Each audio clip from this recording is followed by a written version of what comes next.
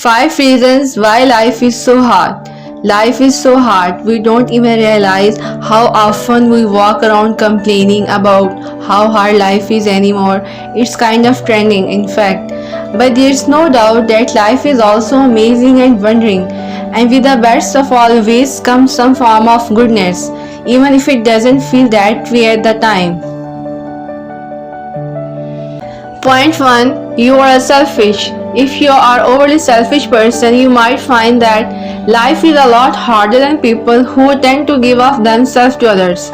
We don't mean you have to save a small country from famine or give someone the shirt off your back, but it is nice to consider others from time to time to take the focus off you. When you take the focus off you, say to those poor, hungry people in the small country, it makes you realize how good your own life is and it helps you to be grateful for what you have in life. When we practice gratitude, we are not only saying thank you to universe for all that we have, but we are thankful for life in general. That makes life suck a whole lot less, trust us. Point 2. You are a hypocrite. If you are someone who tends to think she lives and dies by her word but then goes back on her word either to yourself or someone you know, then you will find that life is not as fun as it could be. The major reason people go back on their word is because of discomfort. We say we lose 10 pounds in New Year, but it's really hard. In fact, it's not hard at all. What's hard are the thoughts we have about losing 10 pounds. Losing 10 pounds is neutral.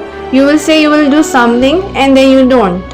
That's what makes life harder than it needs to be.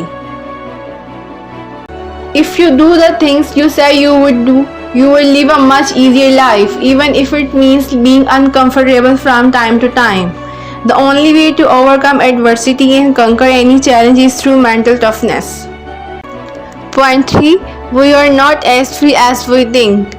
While humans like to hang on the idea of free will, the truth is that many factors play into our decision making and choices in life, many of which we are not even aware of. Take for instance stories your parents tell about your hometown. Do you also believe that there is nothing for a teenager to do in the small town on a Friday night besides breaks into cars? Is that the story you believe, or is that the story you grew up hearing and never bothered to question? We carry with us a tremendous amount of information that is not of our own minds, yet we have adopted it as truth in our lives.